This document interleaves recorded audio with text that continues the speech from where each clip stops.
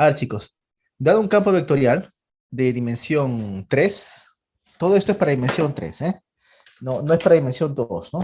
Para dimensión 2 teníamos Green, para dimensión 3 tendremos estos teoremas de Stokes y de Gauss. Bueno, en dimensión 3 tengo un campo vectorial, ¿no? Definido sobre una cierta región. Nosotros definiremos, a ver, déjenme aquí hacer un dibujito para comenzar a conversar. Ok, esta es mi región O, sobre la cual está definido este campo, ¿no? Es un campo vectorial de dimensión 3. Estas flechas son todas flechas tridimensionales. Muy bien. Por cada punto, por cada punto eh, de este campo vectorial, es que vamos a calcular un cierto numerito que yo llamaré divergencia. Divergencia del campo. Ok, el resultado de la divergencia de este campo vectorial en un cierto punto te da un número. Por cada punto tendremos un número. Entonces, esa divergencia del campo vectorial va a acabar como objeto, ¿no? Va a acabar siendo definido como objeto como un campo escalar, ¿sí? La divergencia de un campo vectorial es un nuevo campo escalar. Un campo escalar que en cada punto entonces de la región en la cual está definido el campo te va a entregar un número, un escalar. Exactamente qué escalar, exactamente qué número. Eso es lo que tengo que contarte ahora, mira. Por cada punto del dominio del campo, la divergencia de ese campo se calcula así. Como coges la primera componente del campo, aquí está, la primera componente del campo, y la derivas respecto a la primera coordenada, x. Luego cogemos la segunda componente del campo, ¿no? Y la derivamos respecto a la segunda coordenada, y. Y luego la tercera componente del campo la derivamos con respecto de z. ¿Sí? Esos tres cálculos te dan tres números. Y al final sumamos los tres números. Nada más, ¿no? Así de simple. Eso es lo que en cálculo se llama divergencia. ¿Ok? Eso se llama divergencia del campo. Como ves, por cada punto del dominio es que hacemos estos cálculos que te entregarán un número. ¿Ok? Por cada punto del dominio tenemos un cierto número que llamamos divergencia del campo. La divergencia es, por tanto, un campo escalar. Un campo escalar a lo largo de todo el dominio del campo. ¿Bien? Listo. Una manera en la que ustedes de repente van a encontrar denotada a esa divergencia es así, chicos. Van a ver que ustedes en los textos de matemática aplicada, ¿no? Para ingeniería, para física, van a ustedes ver que les van a escribir la divergencia de esta manera. La divergencia va a estar escrita como un triangulito para abajo que se llama nabla, ¿no? Un triangulito para abajo, producto punto, ese es un producto punto, un producto escalar, con el campo. ¿De dónde sale esta notación? Déjenme explicarles por qué esta notación. Vamos por lo siguiente, chicos. La forma que tiene la divergencia, ¿no? Te recuerda al de un producto punto, mira. Es un producto punto con el campo escalar, ¿sí? Perdón, con el campo vectorial, de esto que llamamos operadores diferenciales. ¿Sí? Voy a escribir aquí el operador diferencial. X, el operador diferencial Y, el operador diferencial Z. ¿No? Y la gente lee ese producto punto así. Mira, ¿cómo se ejecuta un producto punto? Se ejecuta así, ¿no? Primero multiplicamos esta primera componente con esta primera componente y ese producto se lee así, ¿no? Si multiplicamos ellos dos, te hace recordar a que tienes que derivar la primera componente respecto de X. ¿Ok? Luego, ¿qué viene? Derivamos la segunda componente respecto de Y. ¿No? El producto de esos dos quiere decir que derivo F2 con respecto de la segunda componente, de la segunda variable que es Y. Y luego, ¿qué tenemos que hacer? Derivar con respecto de Z, ¿a quién? A la tercera componente. Y al final sumamos todo. ¿Sí? Si quieres, puedes verlo como una mnemotecnia. No sé. ¿Ya? Ese cálculo que está acá nos recuerda a un producto punto. Es una especie de producto escalar donde tenemos por un lado al campo vectorial, ¿no? Y por el otro tenemos este vector formado por operadores diferenciales, como le decimos en matemáticas, operadores diferenciales. Este es el operador que agarra cualquier función y te deriva respecto de x, ¿no? Este es el operador que te deriva respecto de y este es el operador que agarra cualquier función y te deriva respecto de z, ¿sí? Y el producto así, como si estuvieses haciendo un producto escalar, eh, te acaba generando este cálculo que está aquí. ¿Muy bien?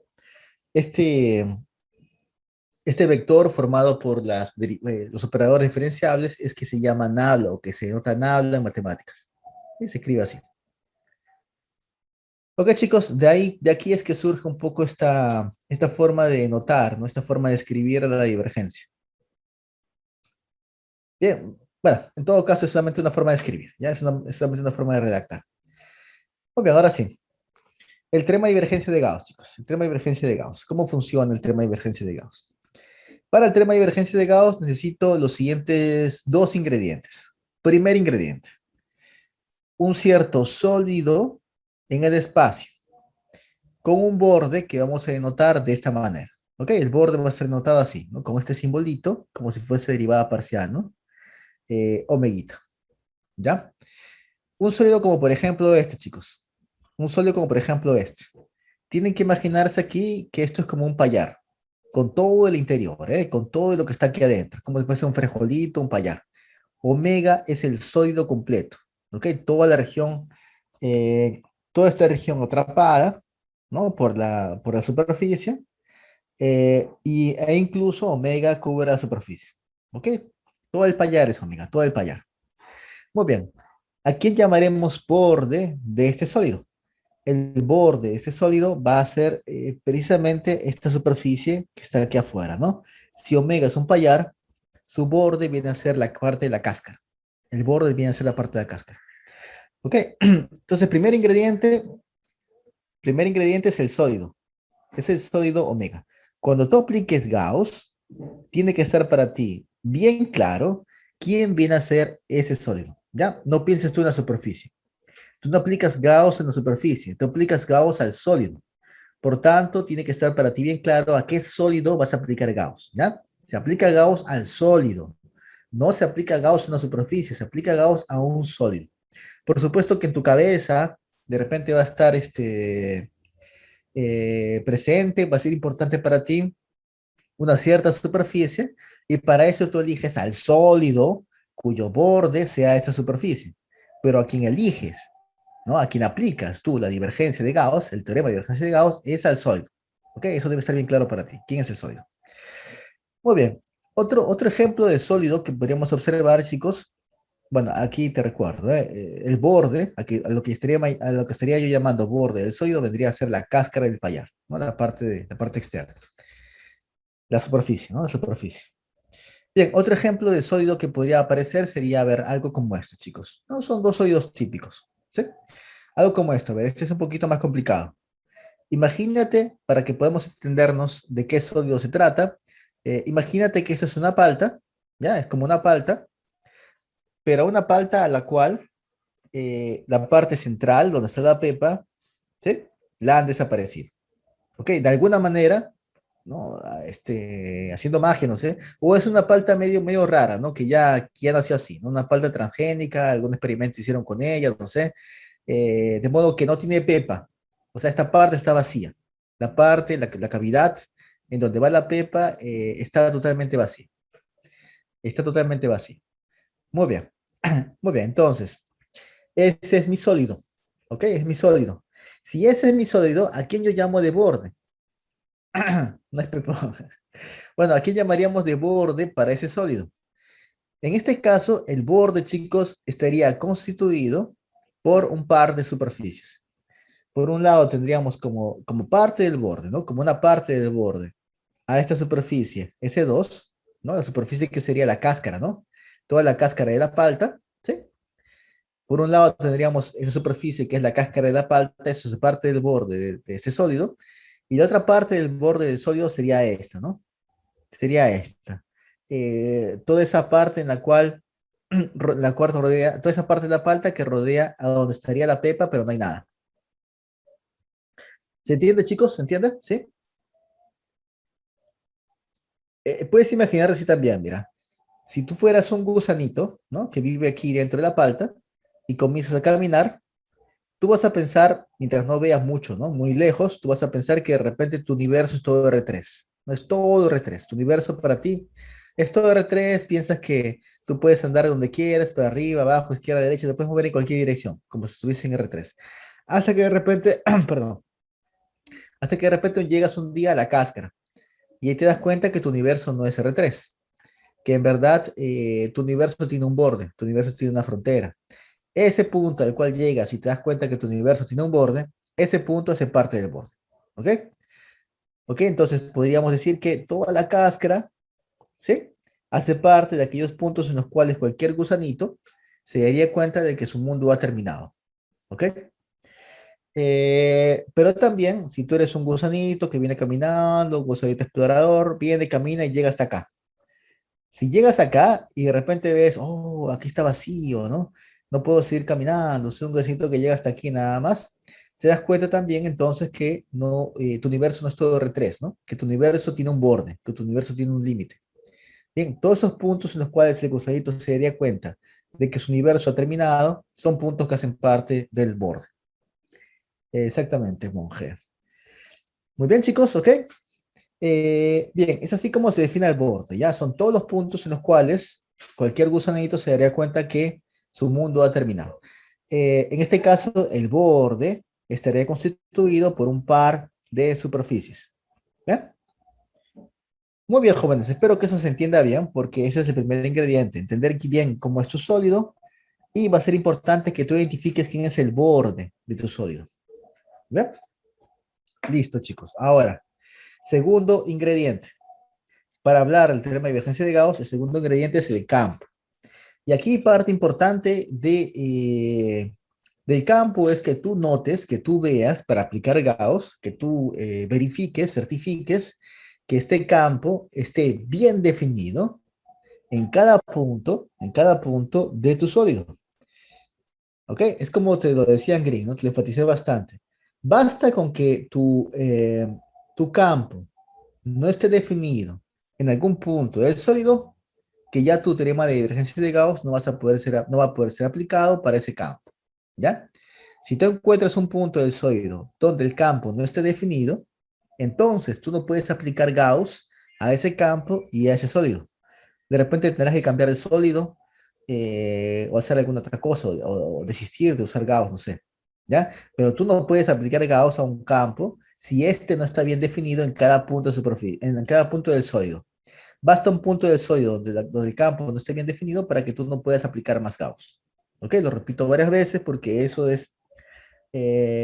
es la dificultad que encuentran los alumnos. Para mí porque no sé, piensan que pueden aplicar Gauss, aplican, no hay ninguna alarma, no hay nada que te active, que se active y que te diga, no, no puedes aplicar Gauss. Aplican Gauss, acaban equivocándose y solamente se enteran cuando se entrega la práctica de examen. Ya, entonces por eso es que te lo advierto bastante. Si tú ves que hay un punto del sólido donde el campo no está definido, no está definido, perdón, no puedes aplicar Gauss, no puedes aplicar Gauss. Muy bien, chicos, ya está. Esos son los dos ingredientes y ahora sí, ¿cómo es que funciona el teorema de divergencia de Gauss? Funciona así, miren. Dados el campo y el sólido, tal y como le expliqué acá, ¿eh? Una vez más, el campo tiene que ser bien definido en cada punto del sólido. Ya, lo he repetido tantas veces, pero igual, ciclo tras ciclo, siempre hay un problema con los alumnos. Bueno, ok.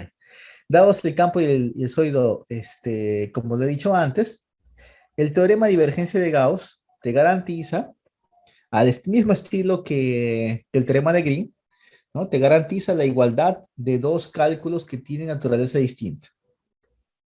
Por un lado, a ver, comencemos por este lado, ¿ya? Por un lado tenemos la integral triple, ¿no? La integral triple de la divergencia. Recuerda que la divergencia es un campo escalar. Esto va a ser una función definida en cada punto de omega, ¿sí? El campo, otra vez, como te dije, está bien definido en cada punto de omega, por tanto, podremos calcular la divergencia del campo en cada punto de omega.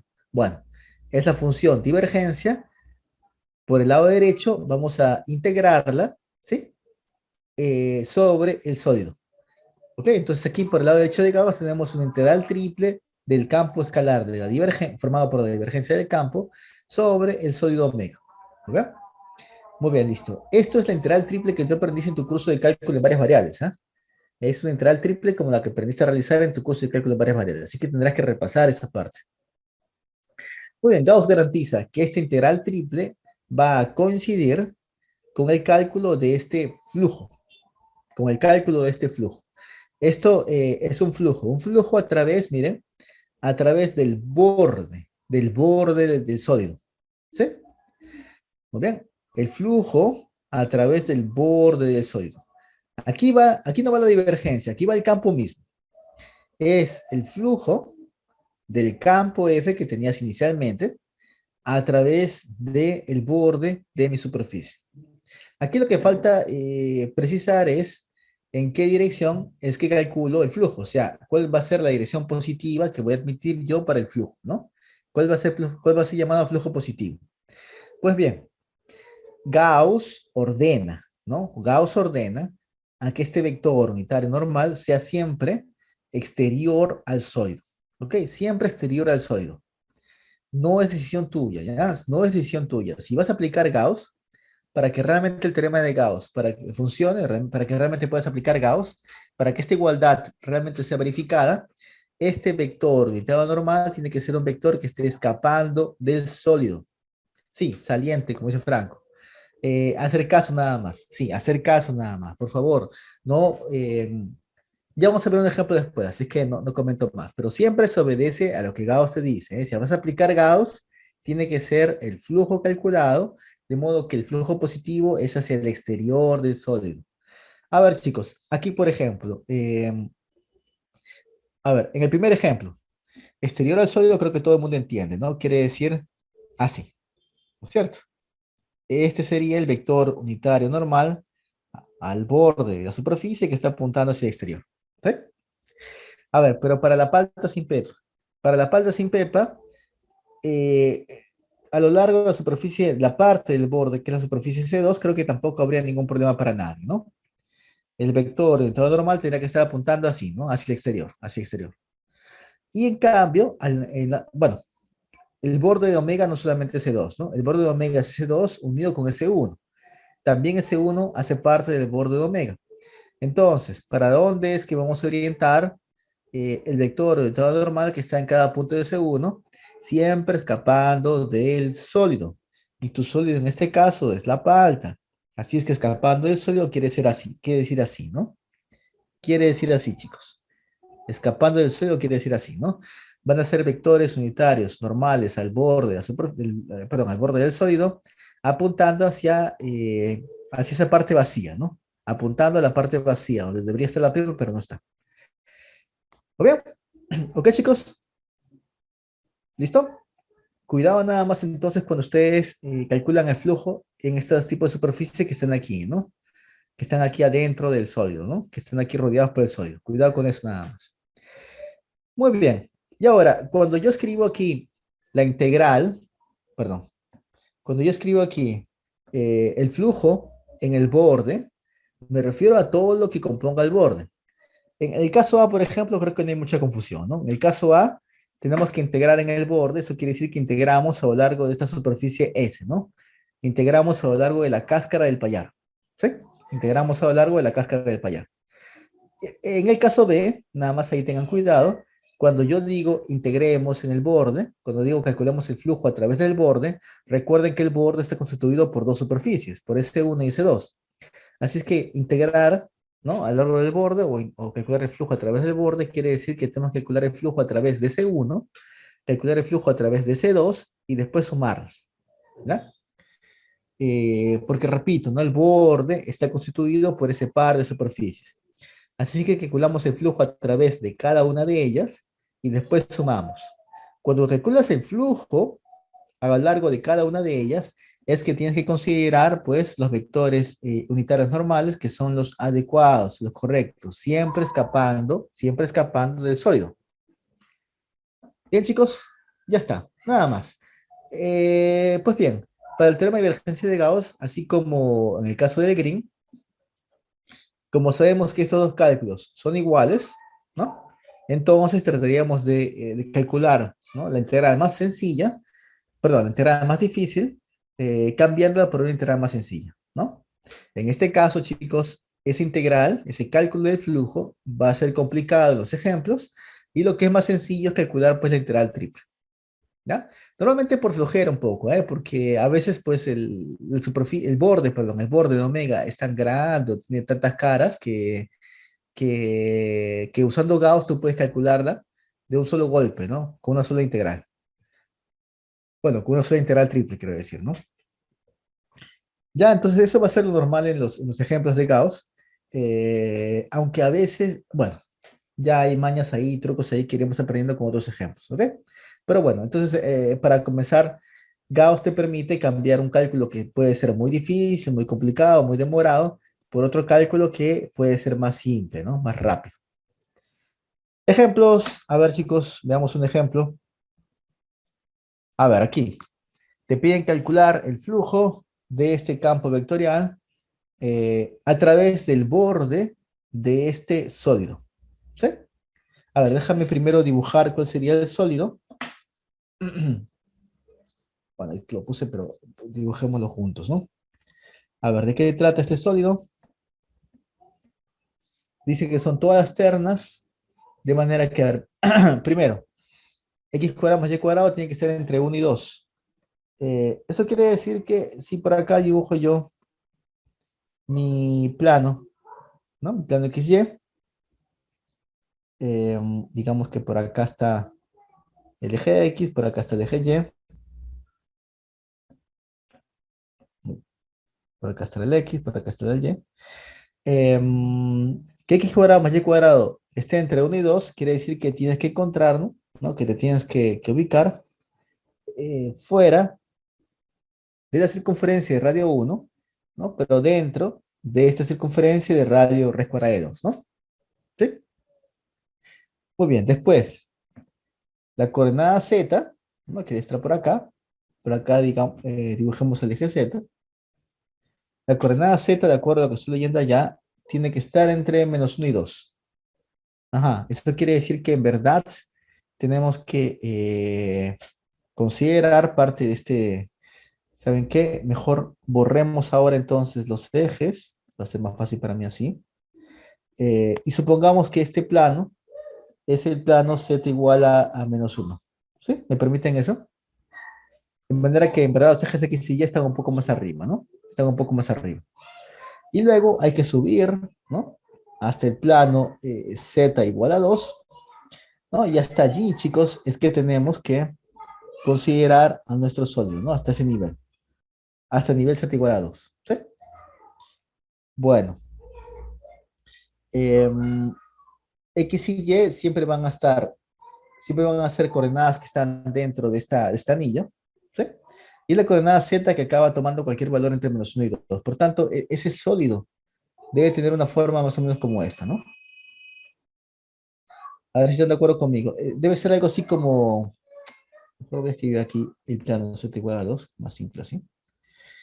Eh, entonces, este sólido E debe ser tipo una pila, ¿no? Tipo una pila a la cual tú has perforado, ¿no? Le has hecho un perforado por acá, ¿no? ¿Sí, chicos? Es como una pila, ¿no? A la cual le has metido un clavo, ¿no? ¡Plac! Has pasado un clavo por acá. ¿Se entiende? Ah, un papel higiénico. Un papel higiénico, dice, digo. Sí, como un papel higiénico, ¿no? Como un papel higiénico, perfecto, mejor. Muy bien. Ok, esto es mi sólido E. Ya está. Esto es mi sólido E. Bien jóvenes, espero que esto sí lo puedan ustedes dibujar, ¿no? Puedan ustedes deducir cómo es el sólido a partir de las condiciones. Eso es parte de lo que hemos trabajado en cálculo de varias variables. Y ahora sí, hay un campo entonces que está definido sobre el espacio. Un campo, ese campo viene a fijarte una flecha, ¿no? Por cada punto del espacio. Y me interesa saber el flujo, ¿no? De este campo a través, me piden calcular el flujo de este campo a través del borde, ¿no? De esta superficie. ¿Sí? Perdón, a través del borde de ese sólido. Entonces, el borde de este sólido está constituido por varias partes, ¿no? Primero, esta zona que está acá, que es la parte donde está el papel, ¿no? El papel higiénico. Disculpa, Franco, dice que estamos usando. Bueno, la parte del papel higiénico, ¿no? Bueno, la parte exterior, ¿no? La parte del papel higiénico vendría a ser la primera parte del borde. Después, la parte donde está el cartón, ¿no? Ese cartoncito que sostiene el papel higiénico, ¿sí? Esa sería la otra parte del borde. Hay dos partes hasta aquí tenemos dos partes del borde. Pero también, miren chicos, esta parte de aquí arriba vendría a ser también parte del borde del E, ¿sí?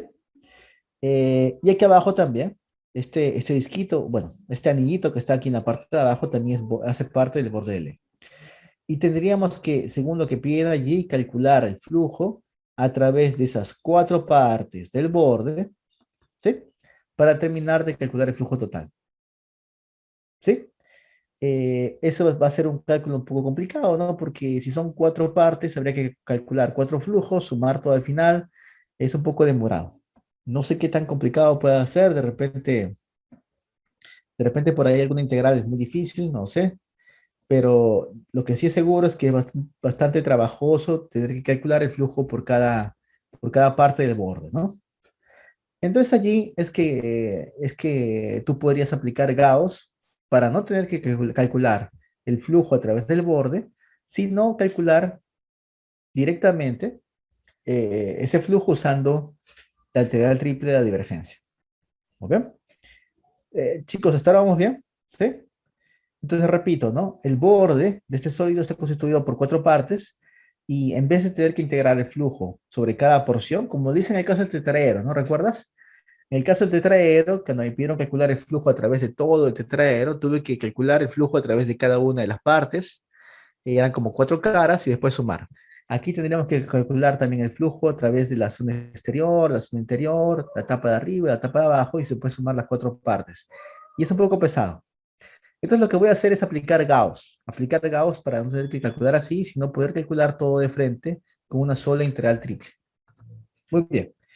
¿Qué es lo que vamos a integrar triple? De acuerdo a Gauss. Lo que se integra triple, chicos, es la divergencia del campo.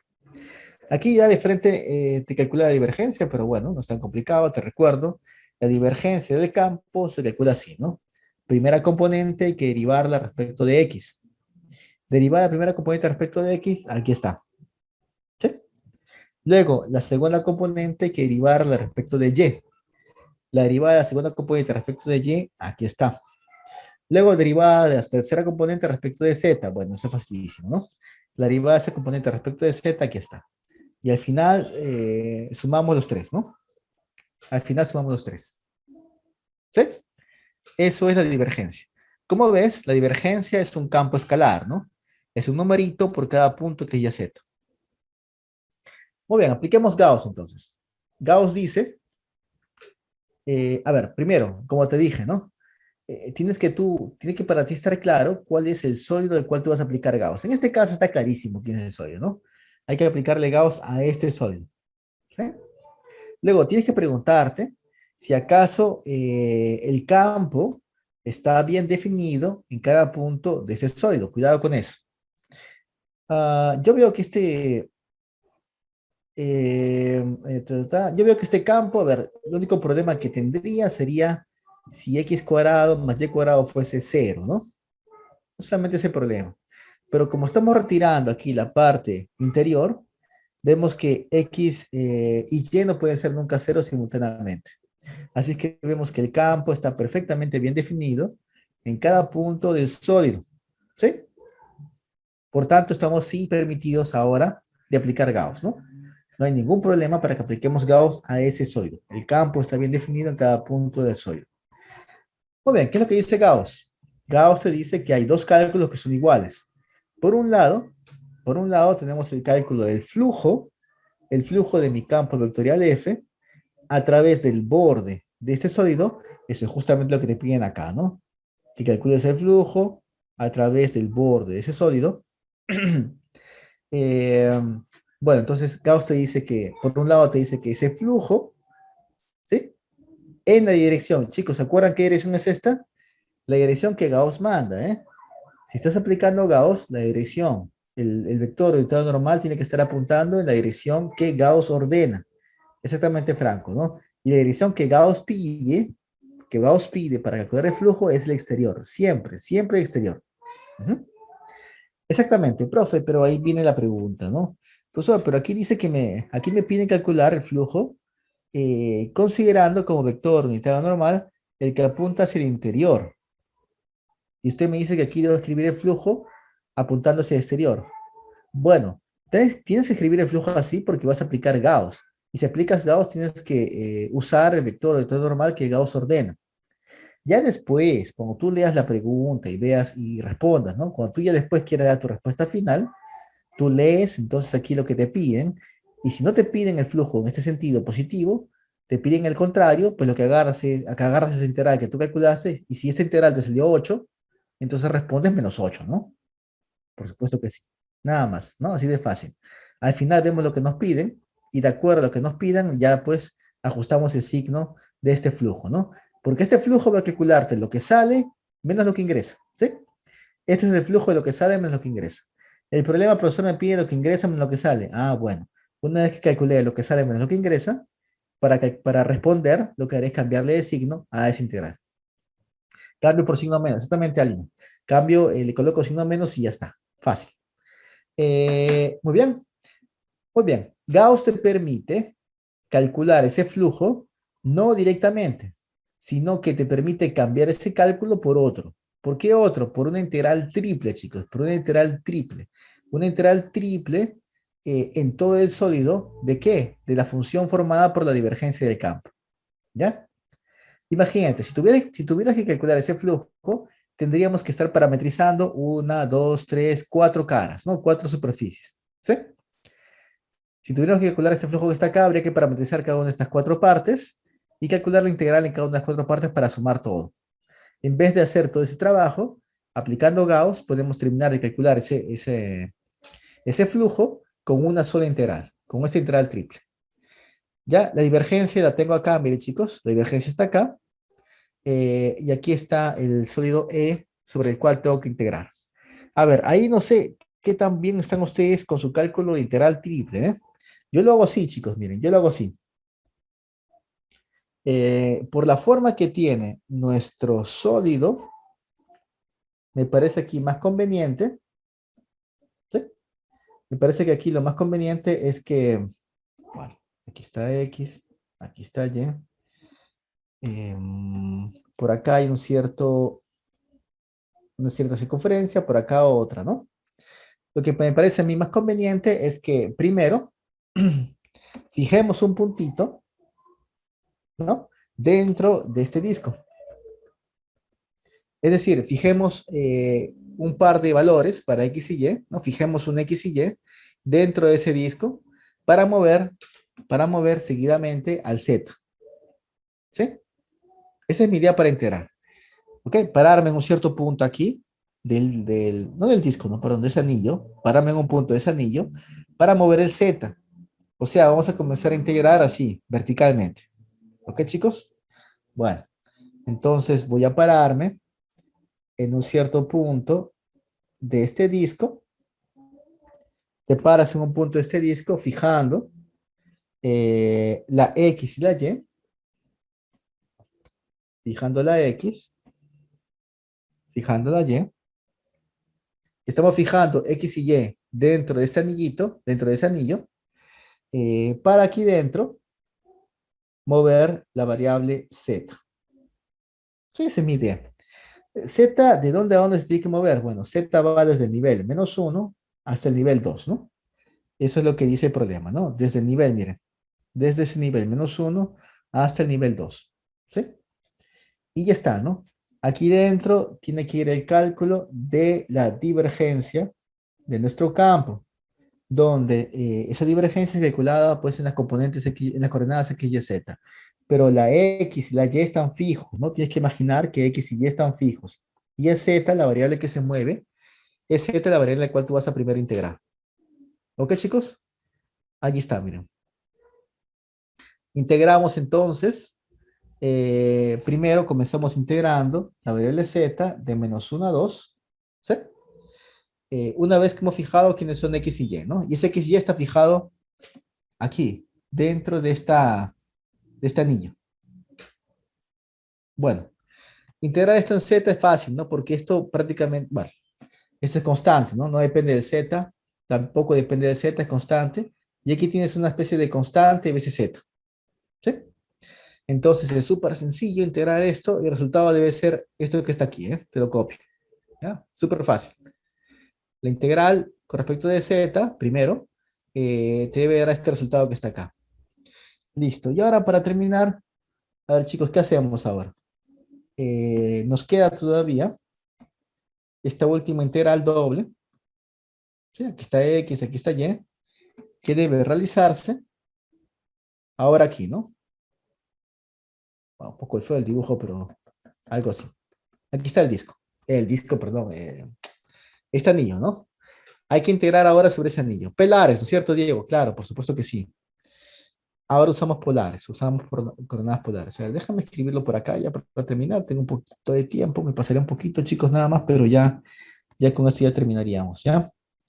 Vamos a cambiar por coordenadas polares, ¿te parece? Para eso, como es coordenadas polares, X y Y vienen a ser escritos como R coseno y R seno. ¿Sí?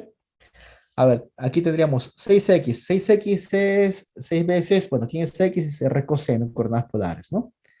Abajo tendríamos x cuadrado más y cuadrado, que es el radio al cuadrado, más, arriba tendríamos 3 veces r cuadrado, ¿no? R cuadrado, coseno cuadrado menos seno cuadrado, que si no me equivoco es coseno del doble, ¿ya está?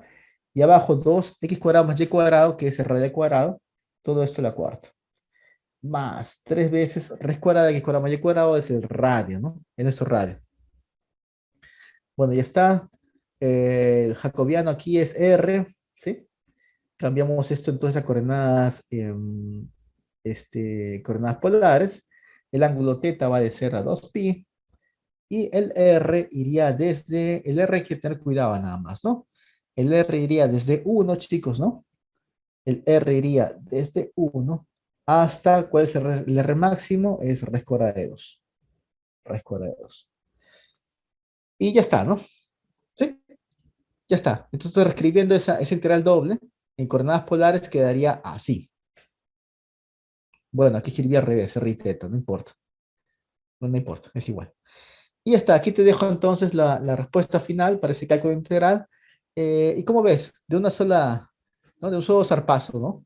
De una sola integral triple, ya he podido calcular finalmente el flujo del campo a través de todo el borde, que puede ser un poquito complicado.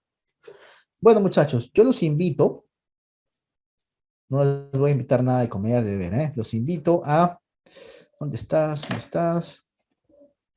A que, por ejemplo, aquí, en el problema que resolvimos, ¿sí? Al inicio de la clase, mira, que nos costó algo de tiempo, ¿no? Nos costó algo de tiempo aquí integrar en cada cara para calcular el flujo, ¿sí? Los invito aquí a que ustedes lo puedan resolver también usando Gauss. En vez de calcular el flujo a través de todas las caras de este tetraedro, ¿sí? Podríamos simplemente calcular una sola integral, ¿no? Una sola integral triple. Calculamos aquí la divergencia de ese campo e integramos la divergencia aquí dentro del sólido, ¿sí? El sólido sería todo lo que está cubriendo el tetraedro, y de una sola integral triple, como puedes ver, podríamos calcular el flujo total, ¿sí? Eh, a ver, lo que está... No, no, Franco, no sería el volumen, ¿eh? Es otra explicación. Creo que tengo, bueno, no sé. Me puedo tomar unos 5 minutos para explicar qué es lo que estamos haciendo, Franco, ¿ya? Bueno, aquí solamente para recordar que, de acuerdo a lo que te pide el problema, de acuerdo a lo que el problema está pidiendo, no es el flujo hacia afuera, ¿no? Lo que sale menos lo que entra, ¿no? El problema te pide calcular el flujo de lo que ingresa menos lo que sale. Entonces, al final, simplemente cambiamos de signo a ese flujo que hemos calculado mediante Gauss. A ver, ¿por qué es que Gauss funciona? Déjame darles la aplicación aquí. Bueno, no voy a demostrar el teorema, ¿no? Voy a tratar de dar un poco más de intuición de qué es lo que está pasando, ¿ya? Ocurre lo siguiente, chicos. ¿Te acuerdas que te dije, no? Que el campo tú debes interpretarlo como, a ver, ¿dónde está mi campo, mi campo, mi campo? A ver, el campo F, tú debes interpretarlo como las flechas que indican para dónde es que se mueve tu masa, ¿no? Tu fluido, ¿sí? Tienes que pensar que tienes, por ejemplo, aire, agua, no sé, algún tipo de fluido que se está moviendo de acuerdo a la flecha, de acuerdo a la flecha F, ¿sí? Muy bien, chicos. Entonces tu fluido se mueve, tu fluido ingresa, ¿no? Tu fluido por acá sale, digamos que por acá vuelve a ingresar y por acá sale, ¿no? ¿Ok, chicos? Por aquí está ingresando el fluido, por acá está escapando el fluido, por acá está ingresando, ¿no? Por acá sale. Listo. Muy bien, chicos. La verdad es lo siguiente, ¿no?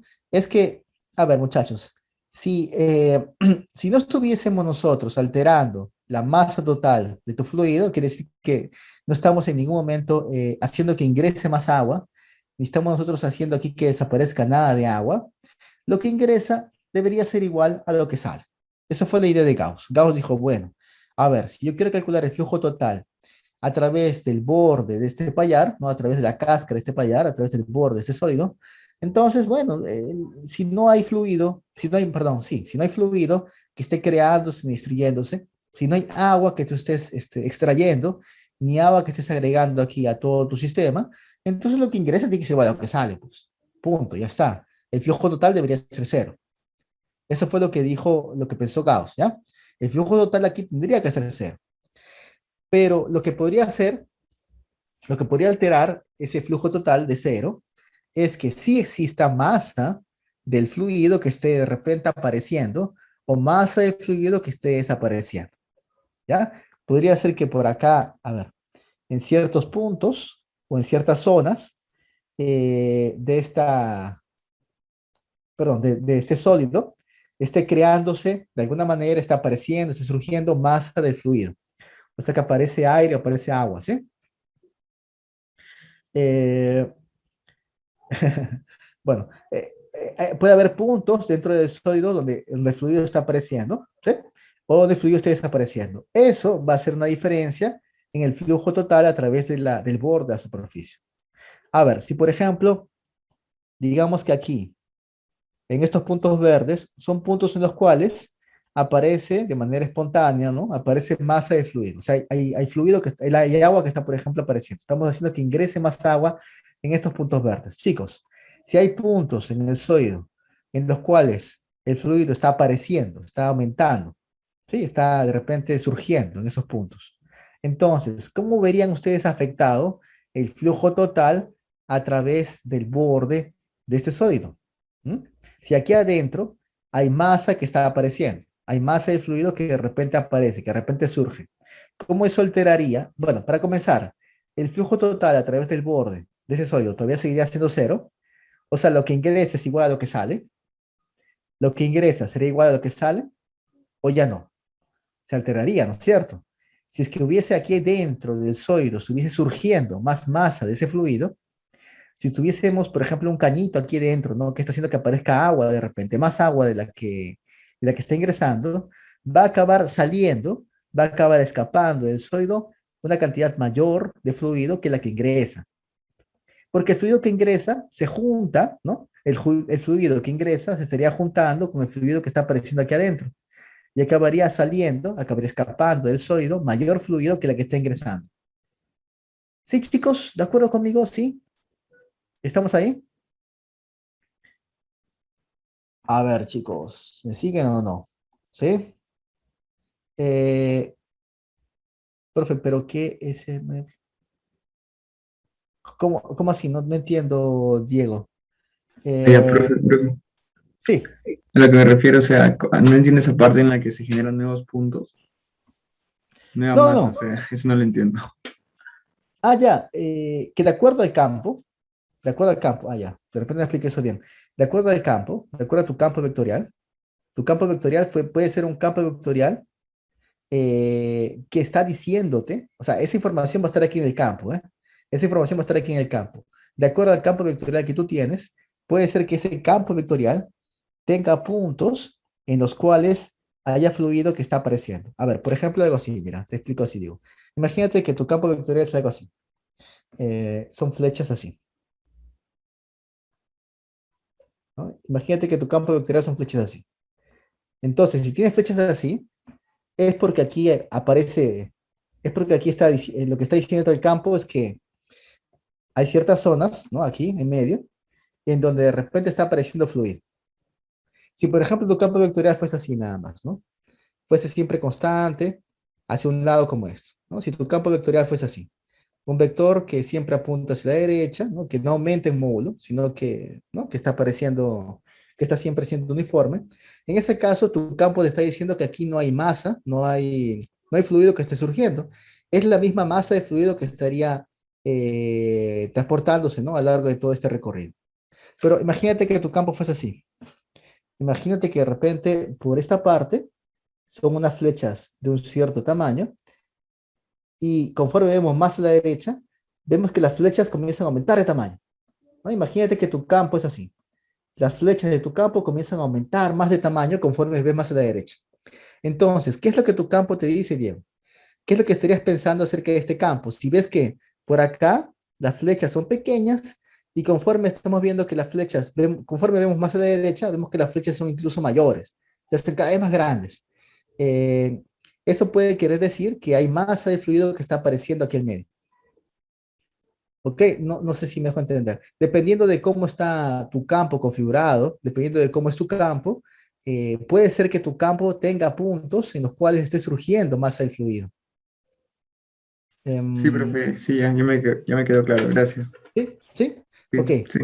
Entonces, depende de tu campo, dependiendo del campo, mirando tu campo. Si tú me traes al campo, yo lo miro y te digo, ah, ya, mira, a mí me parece que tu campo, que en tu campo está apareciendo cierta masa de fluido aquí, ¿no? Por esta zona.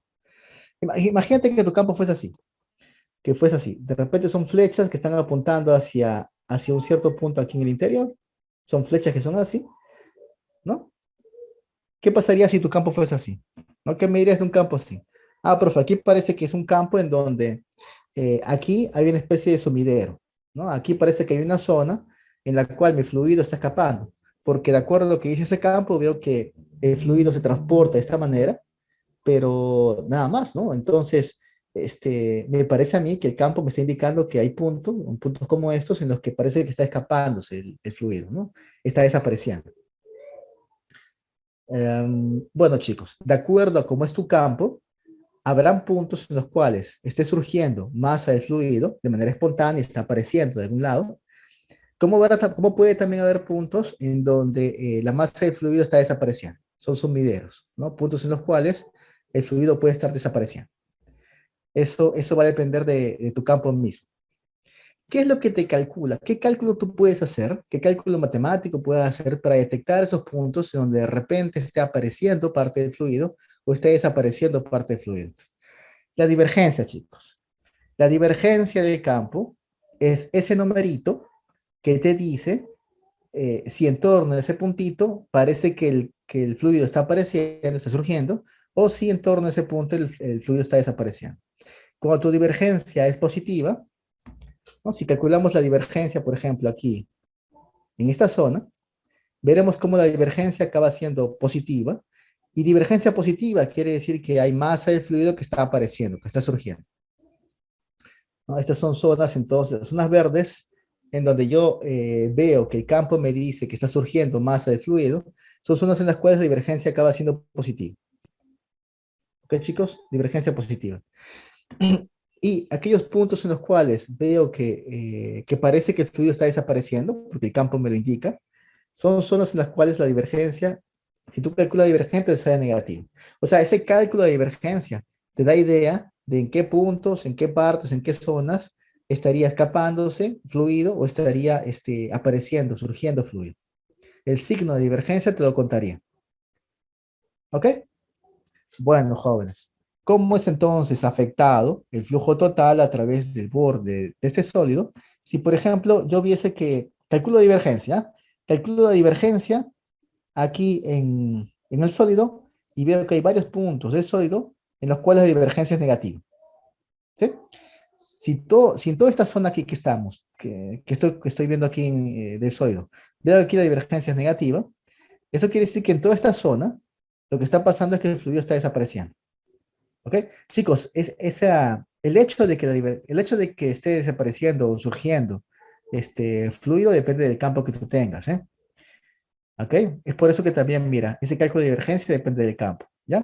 Calculo la divergencia del campo en varios puntos, me sale negativo. Eso quiere decir que hay varios puntos aquí donde el fluido está desapareciendo. ¿Cómo afecta eso al flujo total a través del borde del sólido, ¿no? A través de este borde. Veo que, ok, todo bien. Hay fluido que está ingresando,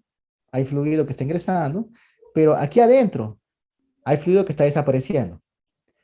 ¿no? Si aquí adentro hay fluido que está desapareciendo, entonces, entonces acabará escapándose menos fluido de la que está ingresando. ¿Ok? ¿Sí? ¿Me dejo entender? Si hubiese muchas partes aquí y solamente hubiese partes en las cuales el fluido está desapareciendo, entonces habrá fluido que ingresa, aquí desaparece, en los puntos amarillos va a desaparecer y acabará escapándose menos fluido de que ingresó. Entonces, Gauss notó eso, entonces, que nosotros podemos calcular el flujo total a través del borde del sólido, detectando los puntos en los cuales el sólido está desapareciendo, perdón, el fluido está desapareciendo, detectando los puntos en los cuales el fluido está apareciendo, surgiendo, y bueno, viendo si es que lo que aparece y lo que desaparece tiene hay una descompensación entre ellas, ¿no? Si es más lo que aparece o es más lo que desaparece. A ver, ¿y cómo detectamos los puntos en los cuales aparece fluido? Calculando la divergencia, ¿no? Y viendo si la divergencia en esos puntos es positiva. Los puntos en los cuales el fluido está desapareciendo son puntos en los cuales la divergencia la calculas y te da cosas negativas, ¿ya? Entonces, estos puntos verdes son puntos en los cuales la divergencia es positiva. Y estos puntos amarillos son puntos en los cuales la divergencia es negativa. Si lo positivo y lo negativo son iguales, ¿no? Si se acaba compensando lo que aparece y lo que desaparece de fluido aquí dentro del sólido, entonces, bueno, no hay ningún problema, ¿no? Lo que va a ingresar va a ser igual a lo que va a salir. Pero si es mayor la parte verde que la amarilla, eso quiere decir que se está creando más fluido aquí dentro del sólido y será mayor, ¿no? El flujo hacia el exterior que el flujo hacia el interior. Bueno, ¿cómo calculamos entonces quién gana, ¿no? Si los verdes o los amarillos. Si hay más de lo que creas que lo que destruyes aquí dentro del sólido. Si la cantidad de sólido perdón, si la cantidad de fluido que aparece dentro del sólido es mayor o menor que la cantidad de fluido que desaparece dentro del sólido, eso lo calculamos así, integrando la divergencia. ¿Ya? A ver, te repito una vez más. La divergencia positiva quiere decir que hay fluido que está apareciendo. Divergencia negativa quiere decir que hay fluido que está desapareciendo. Para saber quién gana, si lo que aparece o desaparece, lo que hacemos es integrar la divergencia en el sólido. Ese integral te va a decir quién gana, ¿no? Si la parte verde o la parte amarilla. Si gana la parte verde, si por ejemplo ese integral le sale, por ejemplo, más 8 quiere decir que ganó la parte verde. Si ganó la parte verde, eso quiere decir que hay más fluido que está apareciendo, que está surgiendo dentro del sólido, y por tanto lo que sale va a ser mayor que lo que ingresa. El flujo va a ser positivo. Y exactamente, ese flujo, cuánto más es lo que sale que lo que ingresa, va a ser ese cálculo integral. Bueno, no sé si me dejé explicar, traté de usar el menor tiempo posible para no extenderme tanto, pero bueno, más o menos es la idea intuitiva de por qué funciona Gauss, de por qué funciona Gauss. Bueno, a ti no te creo mucho, Franco, ¿eh? Diego, más o menos quedó claro, Diego. La intuición es esa, ¿eh? Sí, El profe, sí. flujo, ¿sí? El flujo total sería cero si no hubiese nada que se crea ni se destruya aquí adentro. ¿Y cómo sabemos si algo se crea o se destruye? Con la divergencia. La divergencia te da esa idea. Ok, bueno, yo pensé que el payar absorbía. Bueno, ok, chicos, ya está, lo dejo entonces 13:21, los dejo entonces, nos vemos mañana, ¿sí? Mañana yo creo que veré algunos ejemplos más de Gauss y no sé si comenzaré con Stokes o me quedaré con Gauss un rato todavía porque hay varias aquí, recién han aprendido el teorema, falta todavía aplicarlo, así que hay unas mañas ahí que tenemos que aprender. Bueno, hasta mañana entonces, chicos, gracias por la atención, nos vemos mañana, chao, chao, nos vemos, chao.